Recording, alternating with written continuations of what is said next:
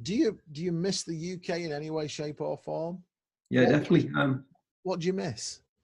Well, obviously family, Yeah, mates. Yeah. What about I you, miss Karen? the rock climbing. To be honest, I miss the rock climbing of the UK.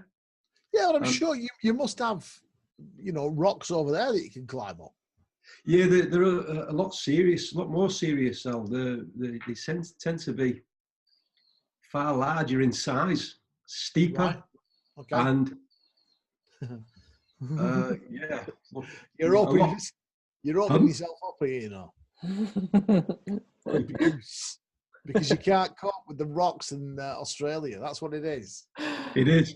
This is the guy that used to have a rock climbing wall in his house. I did a rock climb the other week. Right. Yeah, so Karen bought me it was a guided rock climb out in the Blue Mountains. The Blue Mountains is west of Sydney. So I had to travel over the night before, and I met my guide at the shop, a young guy in his mid-20s, and met him at the shop at 6 o'clock in the morning. And he was asking me about my rock climbing exploits, and I'd explained to him that I'd only done a bit on and off over the last 20 years, but I used to be an avid rock climber. And he said, "Well, how are you going to go today?" He says, "Have you done much preparation for this?" And I said, "Well, I've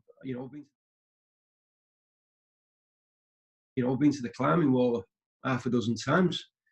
And he said, "Do you realise what we're going into here?" And I said, "Yeah, we'll be all right." Right.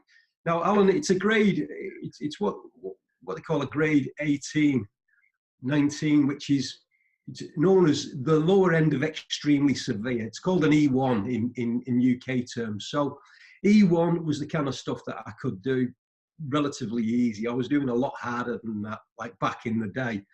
So I thought I'd be okay to second it. So to follow him up on this particular climb. But anyway, in the shop, when we were getting roped up, getting all the gear together, he gave me my harness, which I put on back to front. He gave me a helmet. I've never worn a helmet before, and that was back to front. And then he said, "I think we better test your roping skills." So he asked me to tie a whole line knot, which I'd forgotten. I said, "Oh, you're going to have to help me out here."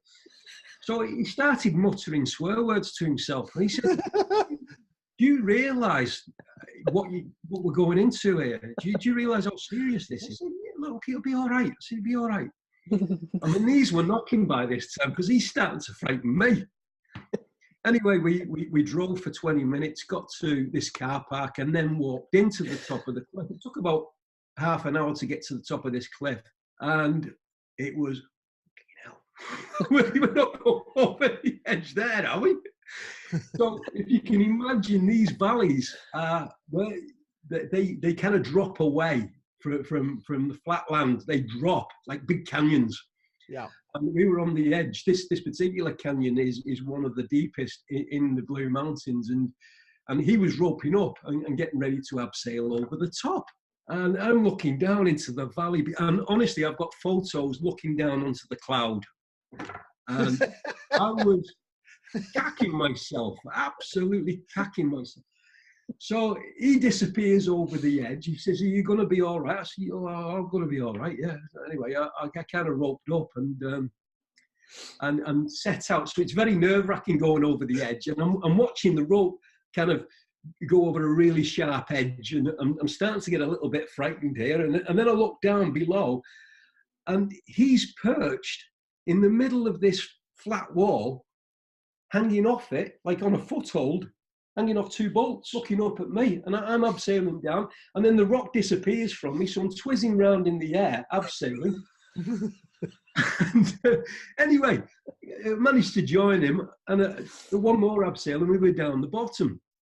And then we walked into the rock climb. The rock climb was another half-hour walk, so we go to a deeper part of the canyon, and then we got to the bottom of the climb itself, and the climb had me. I was right at my absolute limit for all 8 pitches.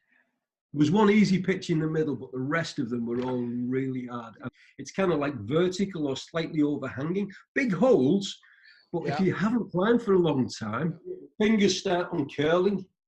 You know, the legs start wobbling. you kind of do stuff like this. And yeah, I was sweating from the outset. So it was a real thrust and struggle. Back in the day, I didn't like to be seen to take a deep breath, but here I was panting. So was this something that you obviously Karen's paid good money for this, but did you actually enjoy any of it?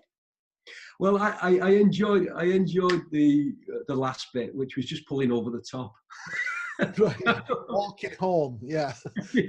I have managed to stay on the rock apart from once I fell off. My fingers just I just couldn't hold on anymore.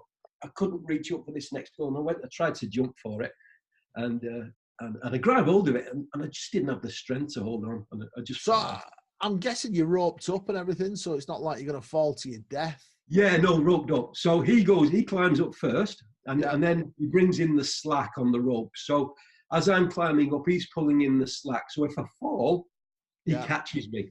So the climbing in the UK is a little bit easier, a little bit more suited to your liking. Well, shorter is the word. So what he didn't say was in this climb, when he was partway up the climb, he said to the guy, so if anything happens, how do we get out of here? Because the only way to get into this valley is abseiling. Right. If you get stuck, you got to call the helicopter. If it starts raining, you got to call the helicopter to come and get you. You can't climb on the rock. It's really serious stuff. It really was. And if it does rain, if it starts raining on those walls, you're really up the creek without a paddle, because it's not like you can just a quick abseil and get off there.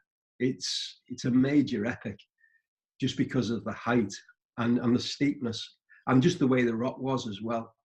I had a similar kind of situation a couple of weeks ago. We'd gone for a walk and we walked up Buckstones Road, and it's quite steep at one point, and I actually thought we was going to have to call a helicopter to get me down. Okay, this is the third pitch we're just about to start, so let's just have a look up there. Lewis is up the top, or the top of this pitch anyway, and look at this for a sight.